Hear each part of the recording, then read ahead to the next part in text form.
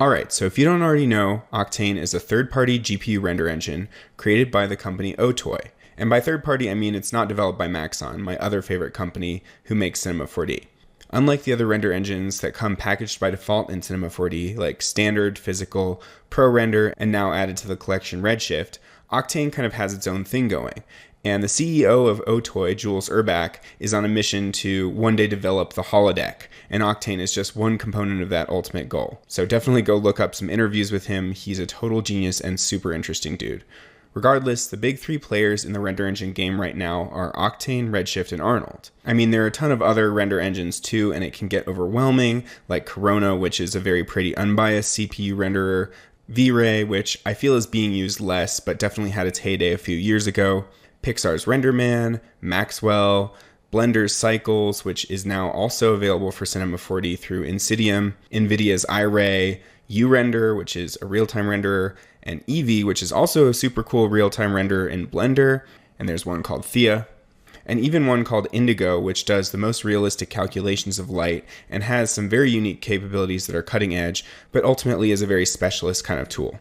The big three, though, Octane, Redshift, and Arnold, are all great and extremely versatile engines. You really can't go wrong, but each has its own quirks, and it's up to you to try them all out and see which is the best fit for you.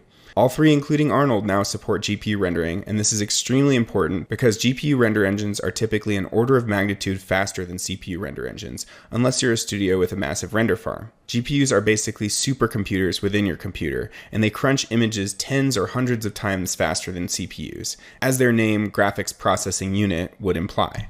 They're developed for games, and render engines like Octane utilize those gaming cards to do the rendering. Before GPU rendering, I couldn't light scenes to save my life, because the time between hitting render and seeing a result was so infuriatingly slow that I just call it good enough and quit at some point. Now we can actually see what we're doing in art direct in near real time because of that instantaneous feedback. This GPU trend has really empowered solo artists and small teams to rock at making high-end visuals and compete with bigger studios. Also, to some extent, the more of these engines you know, the more hireable you are. Recently, I've been working in Redshift for Already Been Chewed because that's their render engine of choice, and other companies I've worked for use Arnold primarily. Once you learn one engine in depth, it becomes easier to learn others and switch around because you know the artistic choices you want to make, and you can translate from one cool thing you know how to do in one engine to that same thing in another. That being said, Octane is by far my favorite render engine, and 99% of my work for the past 7 years has been done in Octane.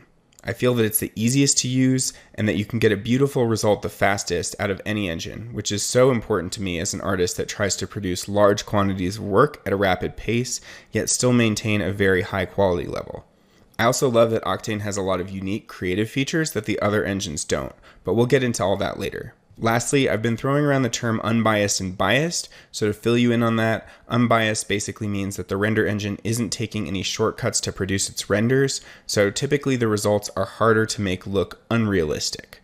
Octane and Arnold are both unbiased, though it gets a bit hazy because they also implement some slightly biased features like the ability to do light linking, and by that I mean allowing lights to target specific objects and not others in the scene, which can inherently break reality and make your renders look like garbage if you're not careful.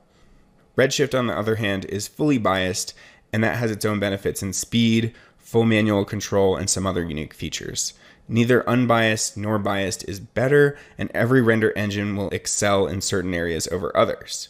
That's why it can be very useful to know more than one render engine, because then you can use the right tool for the right job.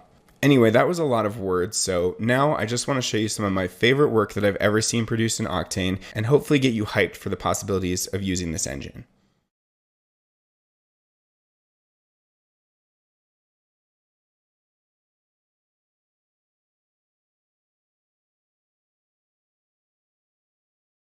Okay, so this piece is near and dear